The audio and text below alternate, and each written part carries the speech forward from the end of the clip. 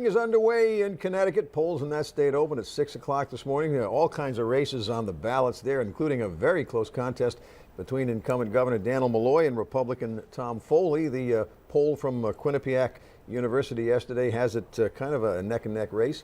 Polling locations around Rhode Island and Massachusetts set to open at 7 o'clock this morning.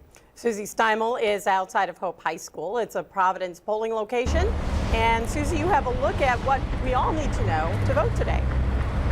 Yes, I do, Barbara. Good morning to you, Barbara and Frank, and happy Election Day to those of you at home, particularly students across the state of Rhode Island. As you know, it is considered a holiday for students because so many polling locations, like here at Hope High School, are schools across the state. So kids do not have to go to school in the state of Rhode Island. In Massachusetts, unfortunately, for the most part, kids are in school today. There are a couple of locations across western Massachusetts, but those schools were specifically notified, and those kids know who they are. As we like to say, generally across the state of Rhode Island and Massachusetts, polls open at 7 o'clock this morning and close at 8 o'clock tonight. There are a couple of exceptions Frank mentioned, and we've got a list of those on our website as well. Reminders for Rhode Island voters: if you are getting out the vote today, and we hope that you are, to make your voice heard, you are encouraged to remember to bring your voter ID. We went over this on primary day. This is the first time that Rhode Islanders are required to bring a voter ID with them to the polls. In Massachusetts, once again, that is not the case. You're not required to bring an ID if you are voting in Massachusetts. Another thing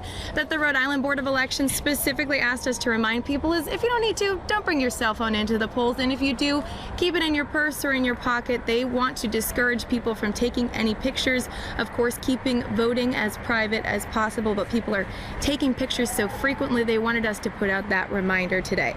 Another don't, and this is a first, or at least a first time that it's been enforced, and it's caused some controversy, and that's that people can no longer sell baked goods at the polls in Rhode Island. That's a long-standing tradition. A lot of parents and students would show up at their schools and try to raise some money for after-school activities by selling baked goods. This year, the Rhode Island Board of Elections is enforcing that it is a felony to sell anything at polling locations, and they specifically told some parents they would be arrested if they showed up expecting to do that today. We don't want parking to be, we want parking to be available for our voters, and we want to get them in and out of the precinct as quickly as possible and with no distractions. Really, I laughed at him when he said it to me, and I said, this is a joke, and which he, understandably got angry when I said, but it's silly, that's silly. And I asked him what can happen, and he said, oh, it's a felony, you could be arrested.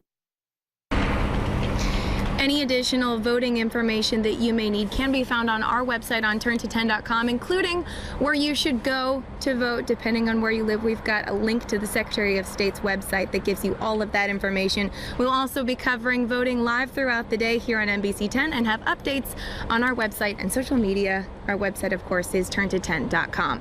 For now, live in Providence, Susie Steimel, NBC 10 News.